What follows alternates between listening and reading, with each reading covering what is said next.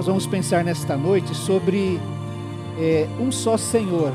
Vou lembrar aquilo que está em Efésios capítulo 4, que tem sido o texto no qual nós temos meditado, que diz assim, Efésios 4, de 1 a 5.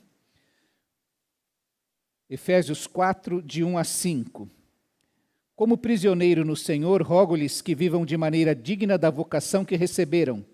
Sejam completamente humildes e dóceis, e sejam pacientes, suportando uns aos outros com amor. Façam todo esforço para conservar a unidade do Espírito pelo vínculo da paz.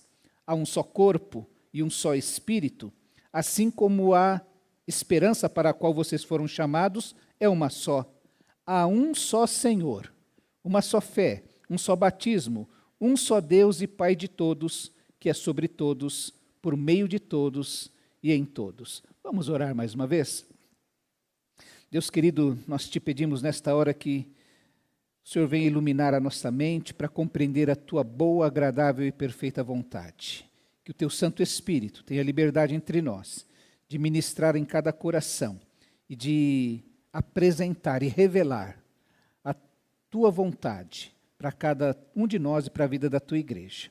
É a nossa oração no nome precioso do Senhor Jesus. Amém. Meus irmãos, essa frase, há um só Senhor, você já deve ter ouvido por aí que Jesus Cristo é o Senhor. E o que significa isso? Qual o significado que isso tem para aquela pessoa que diz esta frase ou que acredita nesta verdade? O mundo tem sido chocado quando as pessoas não creem em Deus ou quando elas começam a discordar da existência de Deus. Você vai pensar que há 100 anos, um pouco mais, o filósofo Nietzsche disse, Deus está morto. Nós vivemos numa sociedade na qual não tem nenhum valor crer em Deus. E nós conhecemos hoje, vivemos os resultados das pessoas que aprenderam a viver como se Deus não existisse. A gente pode declarar que Deus não existe, mas ele continua existindo. Esse é um fato, não é? Mais recentemente, nós ouvimos o John Lennon afirmar que os Beatles eram mais conhecidos que Jesus pelo mundo. Talvez ele tivesse alguma razão, já que pelo menos metade da população ainda não ouviu falar de Jesus. Aquilo se tornou um escândalo para muitas pessoas, porque como é que pode alguém desmerecer a pessoa de Jesus? Tanto o filósofo quanto o superstar, afirmando a respeito de Jesus algo que não é de acordo com o seu merecimento, não é de acordo com aquilo que nós cremos. Nós, por exemplo, somos aqueles que dizem que Jesus Cristo é o Senhor. Nós cremos nisso, nós acreditamos nisso e tentamos viver dessa maneira. Mas talvez seja um maior escândalo quando nós não conseguimos expressar com a nossa vida, com o nosso coração, com a nossa agenda, com as nossas atitudes, que Jesus é o Senhor. Então hoje o nosso desafio é exatamente saber quem é Jesus para você. Se nós perguntássemos, ou se alguém parasse para você na fila do ônibus, na fila do atendimento do médico e começasse a puxar uma conversa com você e perguntasse para você, quem é Jesus?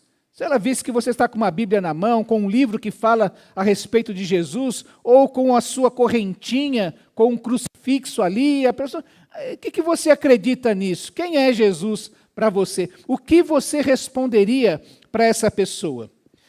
O que é Jesus para você? Ou quem é Jesus para você? Eu tenho para mim, meus irmãos, que nós vivemos num tempo em que dizer que Jesus é o Senhor e você precisa chamar Jesus de Senhor.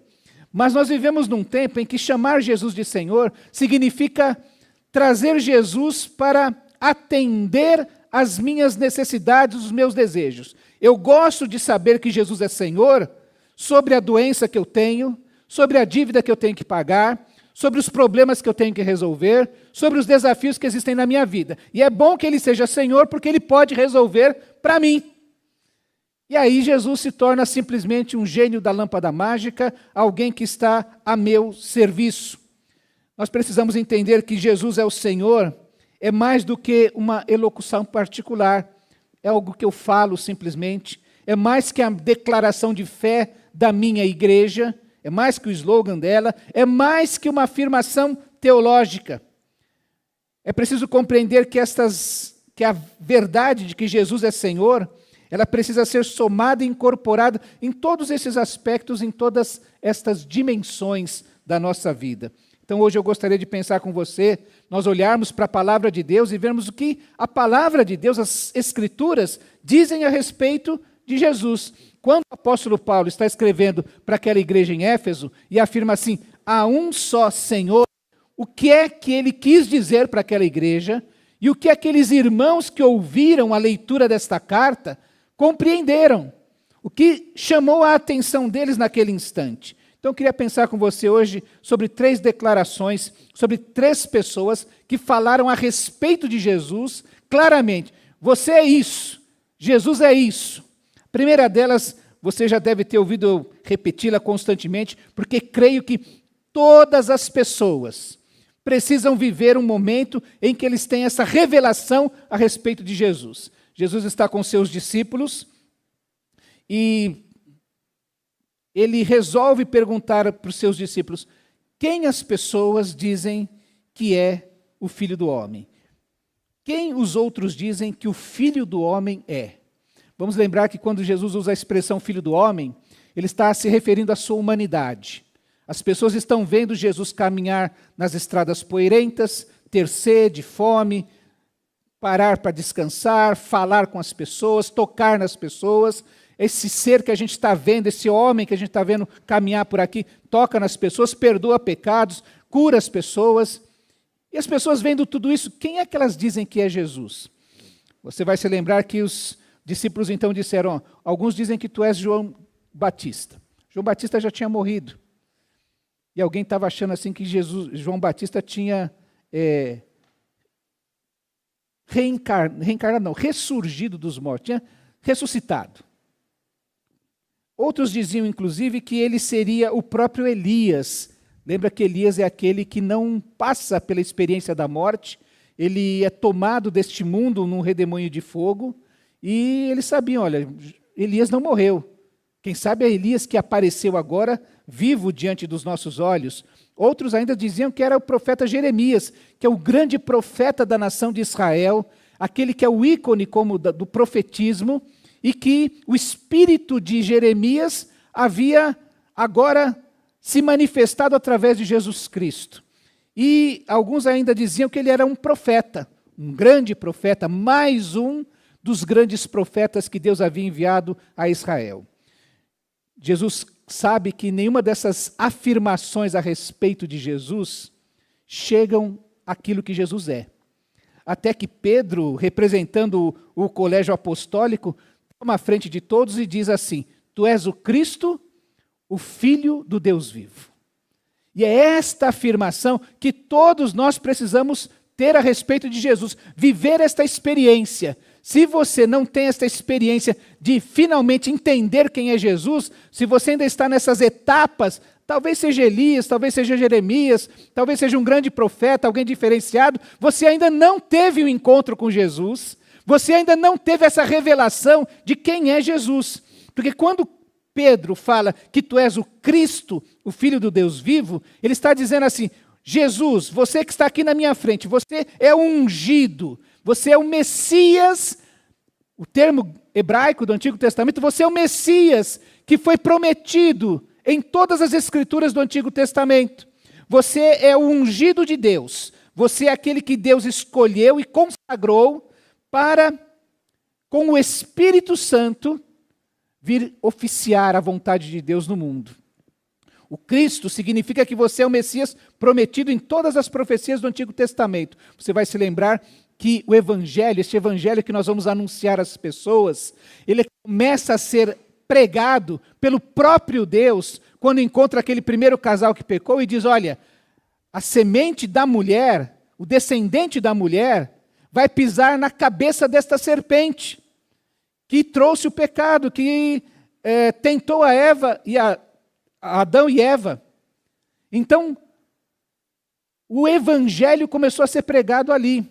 E 700, então Deus fala, olha, vai ter o fruto da mulher, o descendente da mulher, apontando para Cristo. 700 anos antes, você vai encontrar Miqueias, Isaías, profetizando sobre este Messias que virá, este ungido de Deus, que virá cumprir a vontade de Deus. E diz a respeito, quando fala que ele é o Cristo, que ele é o mediador entre Deus e o homem. Ele é o profeta, aquele que vem falar e revelar a vontade de Deus. Ele é o sacerdote, aquele que vai oferecer um sacrifício perfeito e continua a fazer intercessão pelo povo. E ele é também o rei. Isso é muito importante, guarde isso. Porque quando ele fala, tu és o Cristo era o rei, aquele que governa a igreja e o universo. O ungido de Deus é rei, ele é soberano sobre todas as coisas. E ele também é aquele que faz uma expiação eficaz. Através deste Cristo, deste Messias, existe uma expiação definitiva e eficaz que garante a salvação de todos aqueles que são chamados por Deus. A nossa certeza, a nossa segurança está no fato de que Jesus é o Cristo e que ele tem esse ofício mediador e que realiza essa expiação eficaz. O interessante, quando você olha para o texto lá de Mateus, é a resposta de Jesus diante da afirmação, da declaração de Pedro, que é uma declaração particular, humana, pessoal da parte dele, ele toma a frente do colégio apostólico, mas é Pedro que está afirmando isso a respeito de Jesus. Porque Jesus quer exatamente saber o que é que as pessoas pensam a meu respeito. Pedro fala isso. Para mim, tu és o Cristo, o Filho do Deus vivo. Não tem outra opção. Eu já cheguei a essa conclusão. A resposta de Jesus a respeito disso é que é interessante, porque Jesus diz assim, como você é feliz, Simão, filho de Jonas, porque isso não foi revelado a você por carne ou sangue, mas por meu Pai que está nos céus. E eu digo a você, Pedro, que sobre esta pedra edificarei a minha igreja, e as portas do Hades não poderão vencê-la. É interessante então que Pedro, em primeiro lugar, Jesus diz que ele é feliz porque esta revelação não vem por causa da compreensão humana. Não foi Pedro que era mais inteligente que os outros discípulos, não foi Pedro que foi mais capaz que os outros, mas ele diz que isso é uma revelação da parte do Pai para ele. Não é uma compreensão meramente humana. Existem muitas pessoas, existe até, eu acho interessante, um filósofo que fala muito a respeito de Jesus, e a gente brinca, ele ainda não sabe que ele é crente. Mas ele fala tão bem de Jesus, ele defende tanto a pessoa de Jesus, que você fala, está quase ali. Mas ele não é capaz de dizer assim, esse é aquele que salva o homem dos seus pecados. Por mais que ele fale, então parece essas pessoas que os discípulos ouviram. Falam muito bem de Jesus, mas não chegam lá e se rendem a Jesus. Então, primeiro, é uma compreensão, não é uma compreensão meramente humana, mas é uma revelação que vem do Pai. O Pai precisa trabalhar no coração dessa pessoa para, como nós oramos aqui, iluminar a mente para que se compreenda, porque isso é o ministério do Espírito.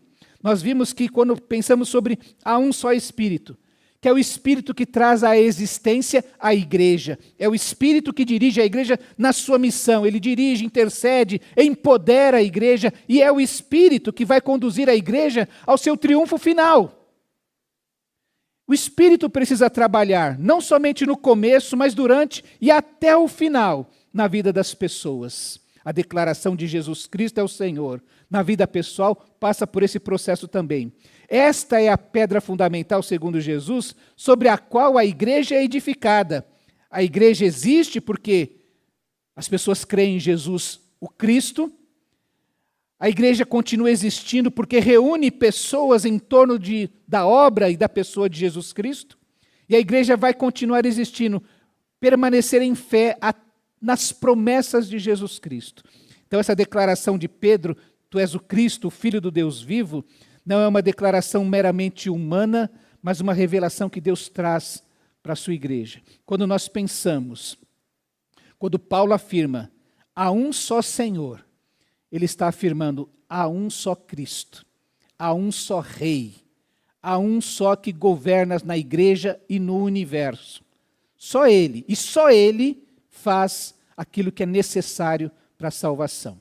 Isso foi uma declaração pessoal, particular de Pedro. Uma revelação que cada um de nós precisa ter a respeito de Jesus Cristo.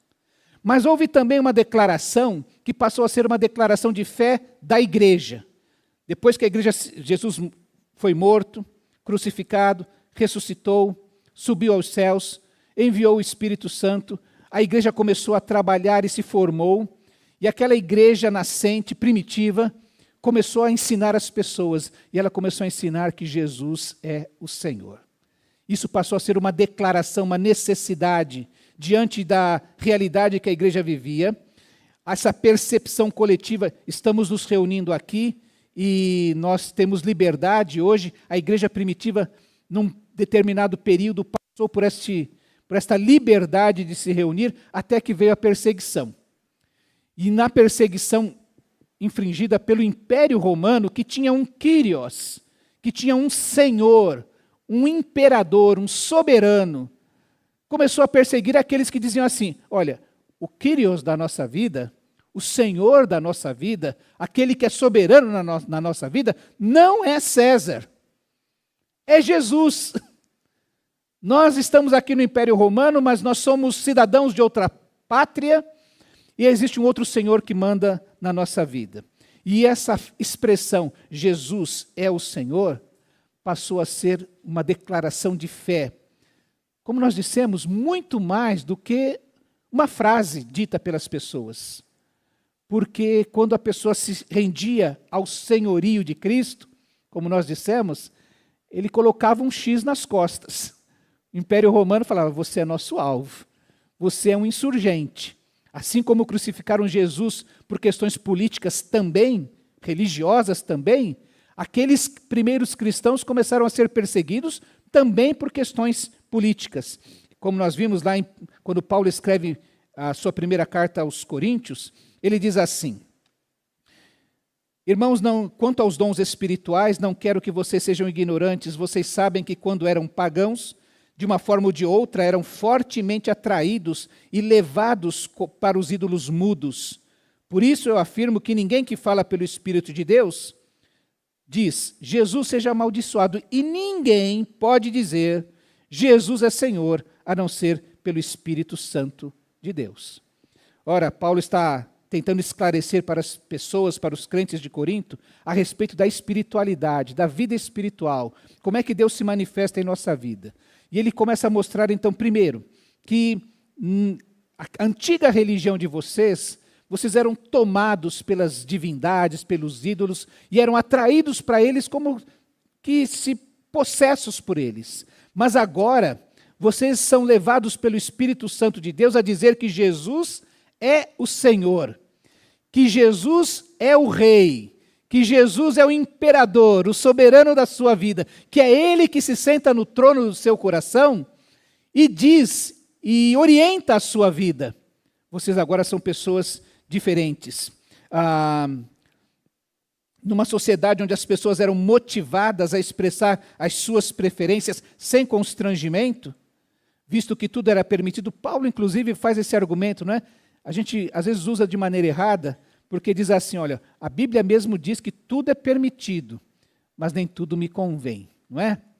Só que Paulo estava falando o seguinte, olha, aí na sociedade de vocês, lá em Corinto, a verdade que domina a sociedade de Corinto é que tudo é permitido.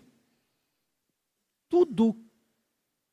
A sociedade de Corinto era uma sociedade licenciosa, uma cidade portuária, onde as 1000 sacerdotisas do templo de Afrodite prestavam culto durante o dia, mas durante a noite desciam para prestar os seus serviços no porto da cidade.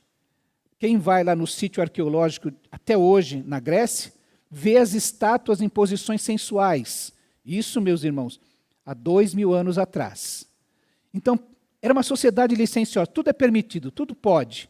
Só que Paulo diz assim, ó, a sociedade diz que tudo é permitido, mas nós que somos crentes, a nós que somos crentes, nem tudo é conveniente. E quando a igreja fala assim, Jesus é o Senhor, está dizendo assim, olha, eu não dou vazão aos meus instintos, eu não dou vazão às minhas preferências, eu não faço aquilo que eu acho que é certo, porque Jesus é o meu Senhor. E eu coloco todas estas coisas debaixo do senhorio de Cristo Jesus.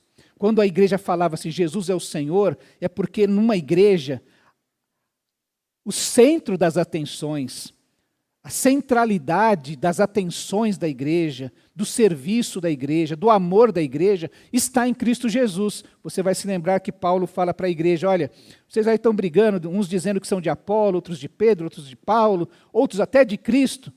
Vocês têm que entender que toda a igreja tem que dizer assim, quem é Senhor aqui é Jesus.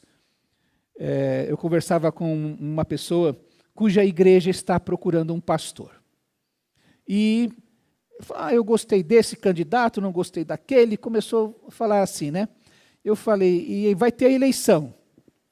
Eu imagino que estava explicando como é que provavelmente funciona a comissão daquela igreja, como ela está raciocinando.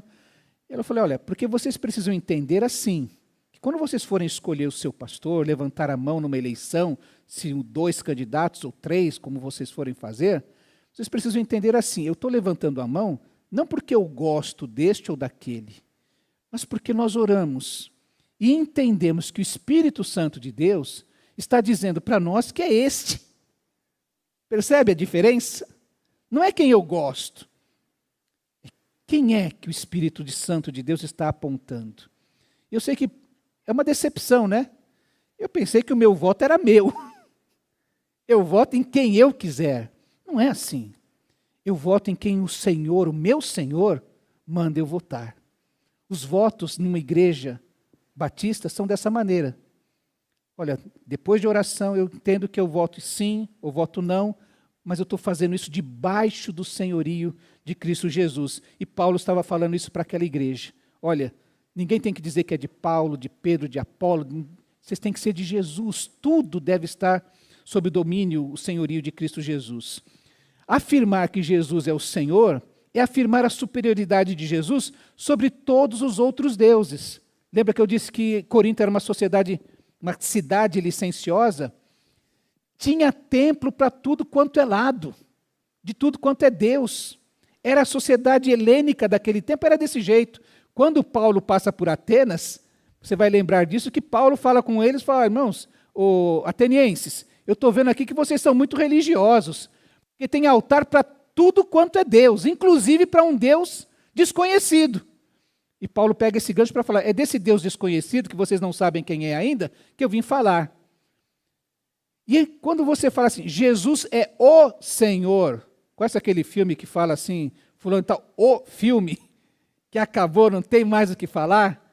Quando a gente fala assim, Jesus é o Senhor, nós estamos dizendo assim, não há outro Deus, não há outros deuses, não há outros ídolos, não há outras realidades a qual nós possamos nos submeter. E por fim, quando a gente afirma que Jesus é o Senhor, nós estamos falando que Jesus é Senhor sobre todas as coisas e que nós o seguimos. Não é possível que alguém diga assim, não, eu creio, Jesus é Senhor, Jesus é Deus, mas eu quero deixar ele lá e eu para cá. Tá? Vamos assim, continuar desse jeito. Você conhece alguém assim, tem um parente dessa maneira, ou você mesmo vive assim? Não, eu creio, eu acredito em Jesus, eu creio em Deus, mas ele lá e eu aqui. Não se intrometa na minha vida. Existe um texto que foi falado para os homens em janeiro do ano passado, que falava assim, meu coração, o lar de Cristo.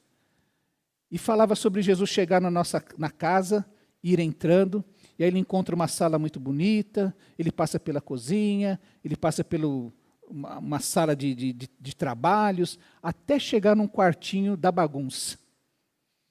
E que a maioria de nós fala assim, Jesus, não entra aqui não, que isso aqui eu ainda vou consertar, eu ainda vou resolver. E Jesus fala, não, se eu não puder entrar em todas as áreas, em todos os cômodos, não dá para a gente caminhar juntos. E quando a gente afirma que Jesus é Senhor, nós estamos falando exatamente isso, que eu sigo a Jesus. Eu acompanho. Eu vou fazendo o que Ele quer e Ele é o Senhor da minha vida. Meus irmãos, a igreja de Jesus, isso é uma declaração de fé da igreja primitiva. Acredita-se que em todos os encontros, a igreja estava afirmando diante da perseguição do Império Romano que Jesus é o Senhor. Vocês podem vir aqui, nos prender, nos matar, mas Jesus é o Senhor. César pode mandar matar a gente, mas Jesus é o Senhor da minha fé, da minha existência, da minha eternidade. A igreja, quando se reúne hoje, diz assim: Jesus é o Senhor.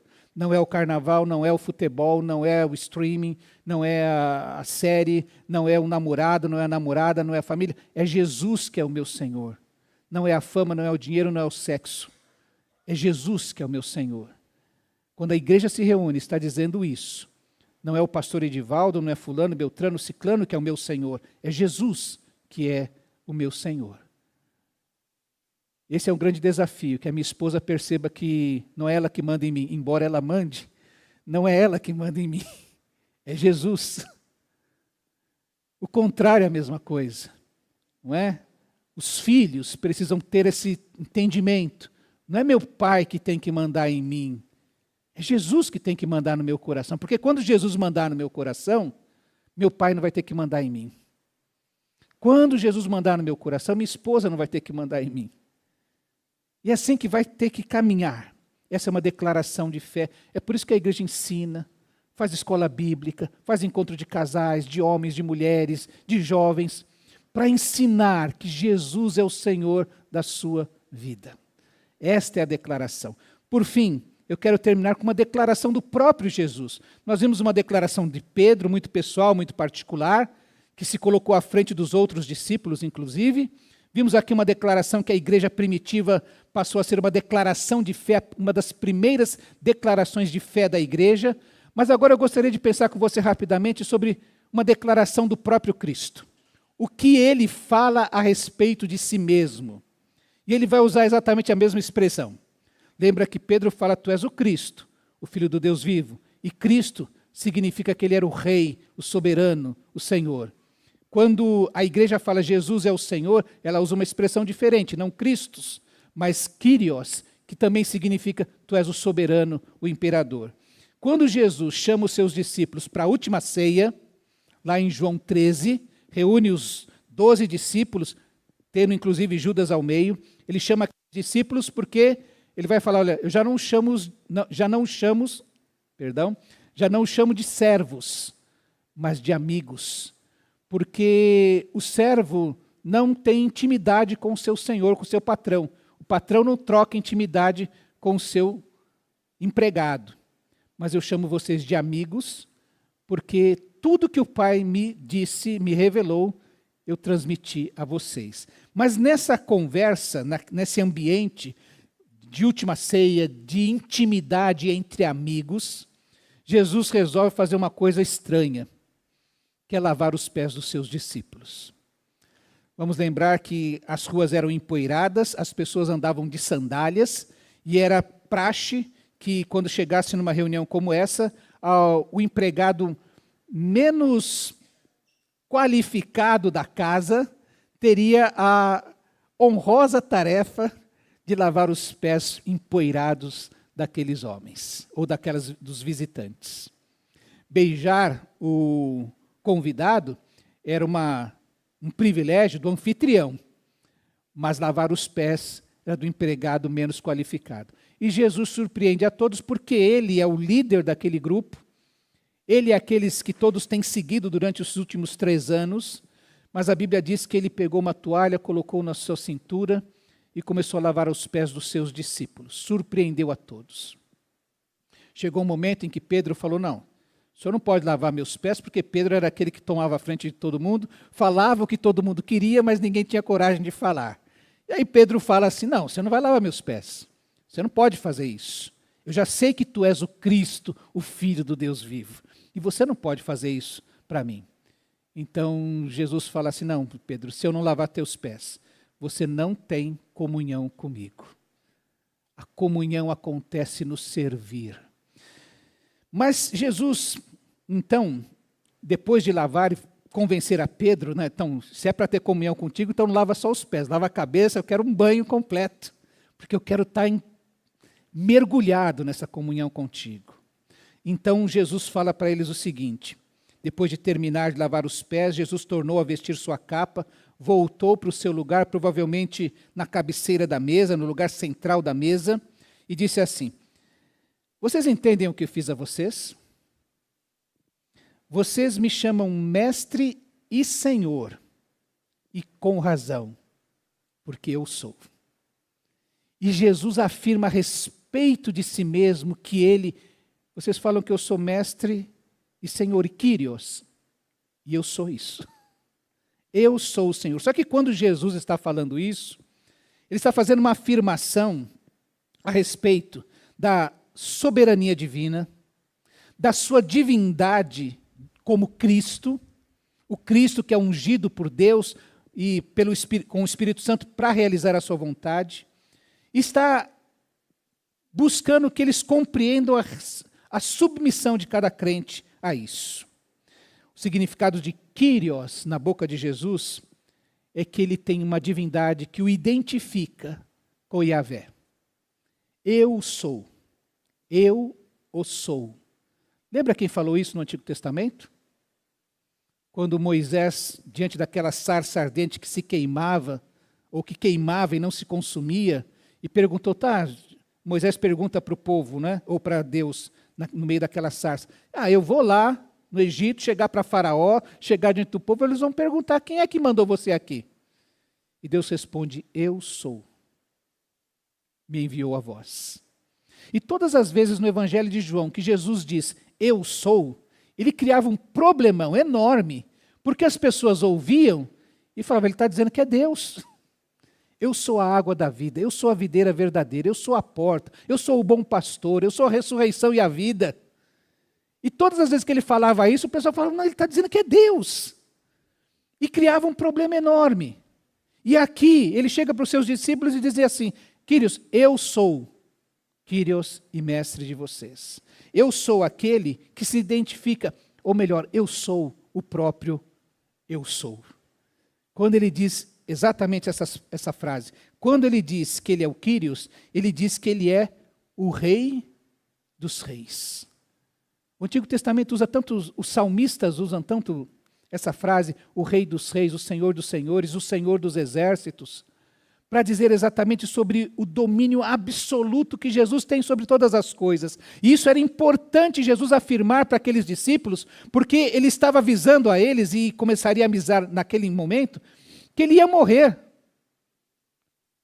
Você lembra do raciocínio dos dois discípulos que iam no caminho de Emaús?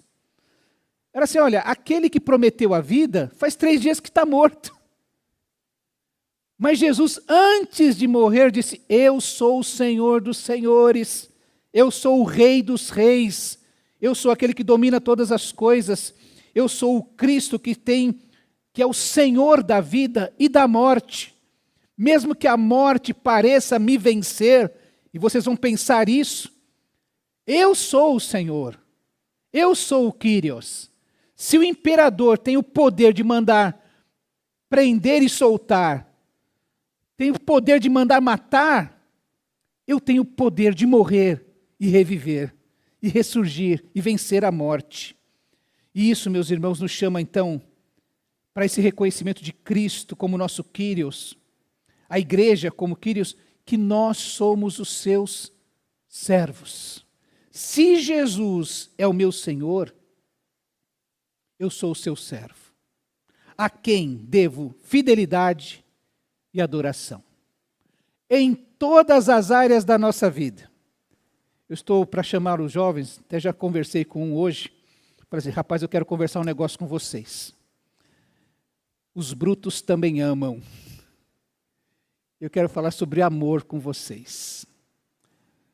Jesus é Senhor sobre os meus sentimentos, sobre os meus relacionamentos, sobre o meu amor, sobre o amor que eu sinto por uma mulher, sobre o amor que uma mulher, uma jovem sente por um homem, por um rapaz. Ele é Senhor do meu casamento, das minhas finanças, de tantas coisas, da minha agenda, do meu tempo. das minhas decisões. É tão triste. E a gente tem que experimentar isso. É triste, mas a gente experimenta, né? Quando as pessoas procuram o pastor só para dizer o que decidiram. Eu já tomei uma decisão e vim comunicar ao pastor. E não comunico, olha, eu tenho uma dúvida no coração. Queria que o senhor orasse comigo. Com certeza eu não vou dizer o que você tem que fazer, a não ser que seja um negócio muito explícito. Estou com vontade de roubar, pastor. Falei, meu irmão, está na Bíblia aqui que não é para furtar, não é? Estou com vontade de trair alguém. Não, não pode, está na Bíblia. Mas se você tem uma decisão difícil para tomar, você precisa de sabedoria. Sabedoria que Deus dá a quem pede, de maneira generosa. Você precisa de companheiros de oração, que se manifeste na vida da igreja o dom de sabedoria, de entendimento, de discernimento. Então, quando a pessoa chega assim, já decidi, quem é o Senhor desse coração que já decidiu? Quem é o Senhor desse coração que andou sozinho, tendo uma igreja para caminhar, para tomar uma decisão? Quando a gente diz que Jesus é o Senhor, nós colocamos a nossa fidelidade, a nossa adoração, o nosso coração diante do Senhor Jesus. Jesus é Senhor, Ele ser um único Senhor, há um só Senhor, como diz Paulo em Efésios, é afirmar que Jesus Cristo é Deus soberano e Senhor absoluto na vida do crente. Você é crente? Então, se você é crente, você precisa dizer essa frase: Jesus é o meu Senhor. Ele é o Senhor soberano e absoluto na minha vida, em todos os aspectos. Quero terminar fazendo de novo essa pergunta: quem é Jesus para você? Se declaramos que Jesus é Senhor da igreja, nós reconhecemos que há um só Senhor e que devemos destronar todos os outros poderes da nossa vida. Se há um outro ídolo no seu coração, ele precisa ser destronado, porque ele está competindo com Jesus, que é o Senhor. Se nós afirmamos que Jesus é o Senhor da igreja, nós reconhecemos que somos seus servos e submetemos a nossa vontade aos seus planos e propósitos. A minha agenda está diante do Senhor. Conversava com uma irmã essa semana e ela falava assim: pastor, eu não gosto de visita de domingo. Porque o domingo eu já separei para estar na igreja, para servir na igreja. Então eu tenho um esqueminha ali que eu venho, tenho que acordar a tal hora para estar aqui às 9h30, para voltar para almoçar e para dar uma cochilada domingo à tarde, para estar às 18 horas. Apareceu visita, atrapalha, desenrola. Então o que eu tenho que fazer até sábado. Ela aprendeu a colocar os parentes que gostam de... Parentes só gostam de visitar de domingo. Eles não têm o que fazer, não tem igreja para ir. Então eles vão te visitar às 4h da tarde, a hora que você tinha que tomar banho para se arrumar para vir para a igreja. Ah, parente é chato. Não, não. Preste atenção. Há uma competição pelo seu coração. E se Jesus não for Senhor na sua agenda, um outro ídolo o será. Alguém, para não dizer quem, né, está trabalhando para assumir esse lugar no seu coração. E por fim, se nós dizemos que Jesus é o Senhor da igreja, reconhecemos que devemos servir com decisão, com amor e com alegria. Meus irmãos, há um momento na nossa vida em que nós precisamos tomar uma decisão. Você sabe que quem está em cima do muro já tomou uma decisão, né? Já está de um lado. Quem está em cima do muro já está de um lado. E enquanto a gente não tomar uma decisão, Deus não vai agir na nossa vida. Enquanto a gente não fala assim: Jesus é meu Senhor, há um só Senhor na minha vida, não tomarmos essa decisão firme, a gente está impedindo a ação de Deus na nossa vida verdadeira. Então precisa chegar nesse momento em que finalmente a nossa mente, o nosso coração é descortinada. Que Jesus Cristo, Tu és o Cristo, o Filho do Deus vivo, Jesus é Senhor. E aí a gente passa a servir a Deus com amor e com alegria. Eu quero convidar você a pensar mais um pouquinho. Quem é Jesus para você? Ele é o seu Senhor? Se Ele não é, não tem sido. Se há algum ídolo competindo com Ele, hoje é o momento de tomar uma decisão e dizer assim: Jesus é Senhor na minha vida. Caiam por terra agora os inimigos de Deus. Amém? Então fecha os teus olhos. É hora de você falar com Deus. Se Ele é o Senhor da tua vida.